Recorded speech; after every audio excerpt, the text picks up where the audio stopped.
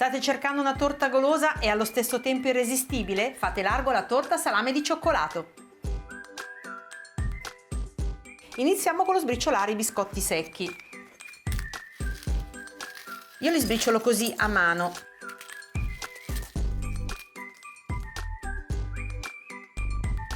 Una volta sbriciolati i biscotti è il momento di preparare il caffè. Per la nostra torta salame di cioccolato mettiamo in un tegamino il caffè e lo portiamo a bollore. Aggiungiamo anche lo zucchero che dovrà sciogliersi.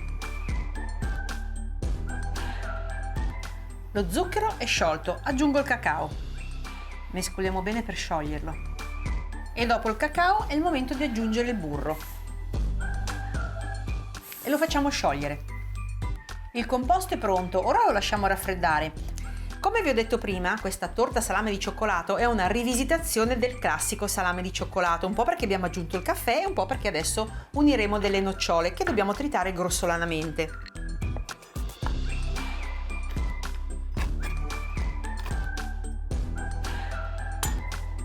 Perfetto, possiamo unire le nocciole ai biscotti.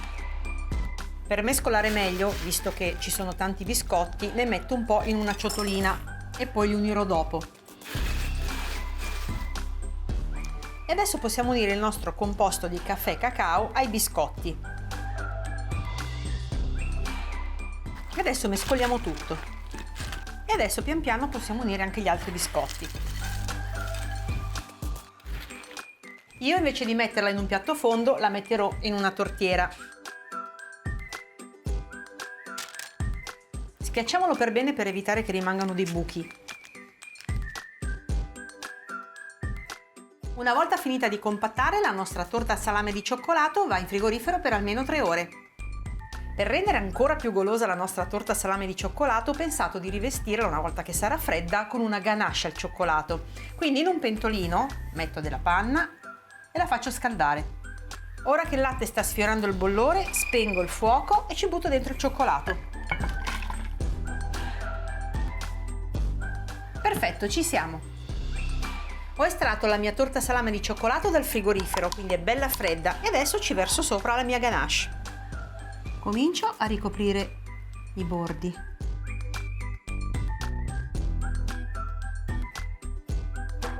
E adesso la battiamo.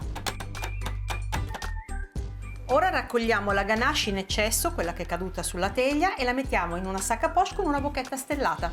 La torta adesso va in frigorifero. Ecco la mia torta raffreddata dal frigorifero. Adesso è il momento della decorazione. Qui ho messo la ganache avanzata e adesso faccio dei ciuffetti.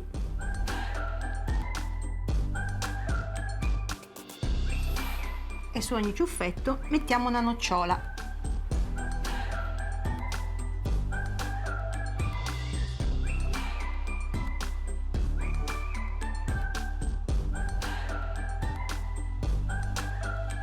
Il salame di cioccolato, sia nella versione classica che a forma di torta, è sempre buonissimo.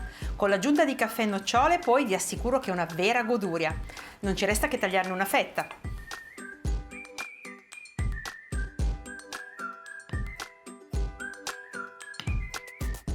Ed eccola qua.